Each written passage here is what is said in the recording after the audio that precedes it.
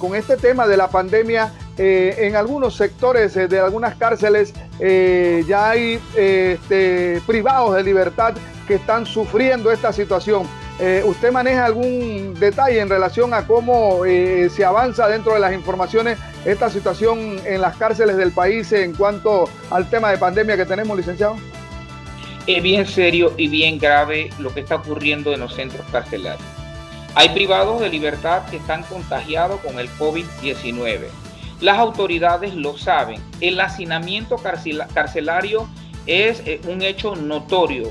Las medidas precautorias para que los privados de libertad puedan tener una protección por lo menos superficial no se está dando.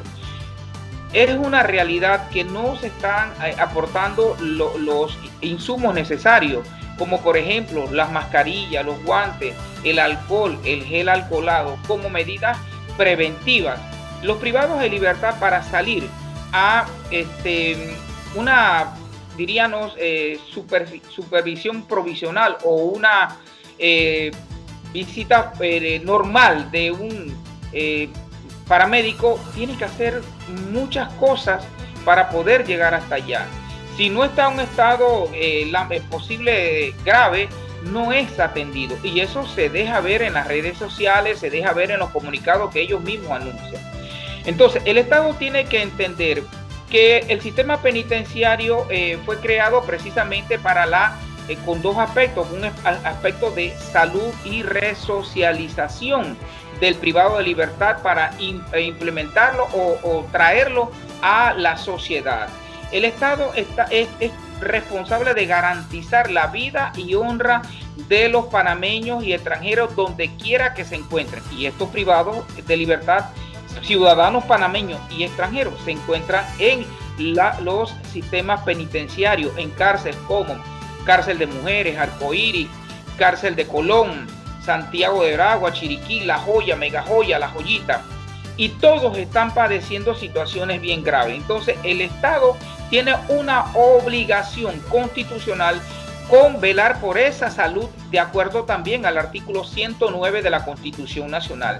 Entonces, la Constitución Nacional, que es la piedra angular que desarrolla de manera objetiva las normas formales, nos autoriza precisamente a hacer ese llamado en el artículo 28, en el artículo 17 y el artículo 109. El 17 que obliga a las autoridades, el 28 que prevé al sistema penitenciario de esa salud que debe velar esas autoridades, y el 109 que es la obligación que tiene el Estado para el cumplimiento de esta disposición legal. Ahora, llamemos al contraste real, material e histórico de lo siguiente. Tengo entendido que en segundo debate hay prolijado un proyecto que no se ha dado cumplimiento al tercer debate para luego elevarse a una categoría entonces de ley y ser vetado o no por el presidente de la República, con relación a privados de libertad que están ahora mismo en lo que se conoce como la fase de investigación. Porque se han dado libertades por parte del Ejecutivo a privados de libertad que cumplen 2/3 partes de la pena, privados de libertad que tienen mayores de 60 años, que es lo que califica hacia allá, y con enfermedades cardiovasculares o enfermedades terminales graves. Pero, ¿qué pasa con aquellos privados de libertad que aún se mantiene porque esos son para los condenados, pero la inmensa mayoría de los privados de libertad que están en riesgos ahora mismo probables son aquellos que todavía no se les ha comprobado que son culpables? Entonces los mismos están en una indefensión. ¿Por qué? Porque se han fijado fechas de audiencia que se han caído ante la suspensión de los términos. Se extendió, creo que hasta después del 14, la suspensión de los términos, para el cual las fechas de audiencia han sido vedadas o han sido suspendidas en base precisamente de espera de esa reactivación. ¿Qué ocurre con esto? Que los privados de libertad que ahora mismo ya pasaron un periodo de su investigación sumarial de 6 meses necesitan con carácter de urgencia que se le fije una audiencia para la formulación de la acusación. Pero vamos a hacer un poco de docencia. ¿Qué pasa con aquellos privados de libertad que ya cumplieron un año de estar privados de libertad y no se les ha llevado a la formulación de la acusación? Pues bien, esos privados de libertad deben ser llevados ante un juez de garantía mediante una audiencia de afectación de derechos, y esta audiencia prevé lo siguiente en el artículo 12 del Código Procesal Penal: que ninguna persona puede estar privado de libertad por más de un año, porque se convertiría en una pena anticipada. Esto obliga precisamente entonces a que la defensa pública o la defensa privada promueva una acción ante el juez de garantía.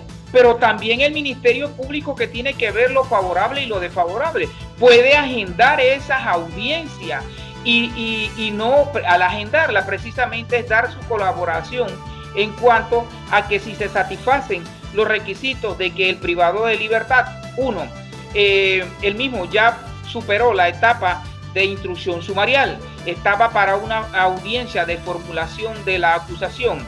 El privado de libertad de igual manera también tenía fechas y las mismas se cayeron. Con la participación de las víctimas, el Ministerio Público está en la obligación de solicitar esas audiencias para precisamente que se pueda revisar la medida de detención provisional que él cursa él mismo. ¿Por qué? Porque se mantiene la presunción de inocencia. Ahora, no esperemos milagros. Sin embargo, pues queda en la palestra pública que en un Estado de Derecho, un Ministerio Público identificado con la real o el real principio de las garantías fundamentales como de los derechos humanos, porque ya la Corte Internacional se ha pronunciado de que hay privados de libertad que no pueden estar en hacinamiento, se mantiene la presunción de inocencia, y que una medida cautelar de sujeción al proceso no le va a implicar a él de que no pueda retornar en el momento en que él mismo la infrinja. Entonces, como medida de salubridad, se debe agendar lo más pronto posible por parte de oficina judicial audiencias que estaban ya para celebrar, igualmente audiencias que se cayeron, y asimismo el Ministerio Público de manera oficiosa agendar audiencias para revisión de las medidas, porque él también puede hacerlo al determinar que un privado de libertad ya pasó del término que la ley establece, que es un año, porque se convertiría en una pena anticipada. Mensaje final, licenciado Benito Alexis Mojica Aparicio, ante toda esta situación que está viviendo el país, ligado pues al tema de justicia.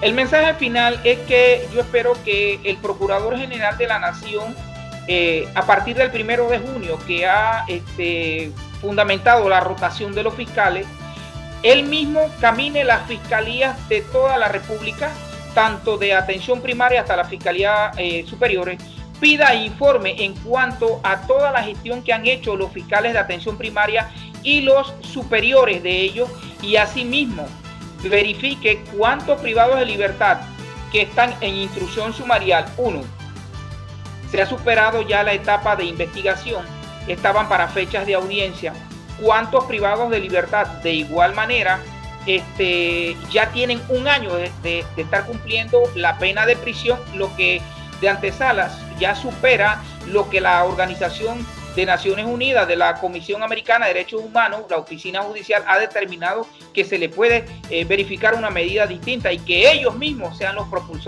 propulsores de esa medida. Espero que el Procurador General de la Nación no se asome nada más ahora para hacer estos cambios, sino que esté constantemente con ustedes, los medios de comunicación, dando, ¿verdad?, esas noticias que todos los ciudadanos se merecen escuchar, y que pueda entender que hay una población de privados de libertad que son seres humanos, y que el Estado tiene que velar por su salud y seguridad, y que ellos en estos momentos no tienen una voz que los pueda que pueda ser escuchada. ¿Por qué? Porque están privados de libertad, y las maneras o la forma de comunicarse ante la falta del país son bastantes, diríamos, difíciles, y solamente en hechos que se convierten en hechos notorios es la única forma de que ellos puedan ser escuchados. Bueno, el agradecimiento al licenciado Benito Alexis Mojica Aparicio, siempre atento al llamado que hacemos nosotros en cuanto a informaciones que se generan pues en nuestro aspecto jurídico.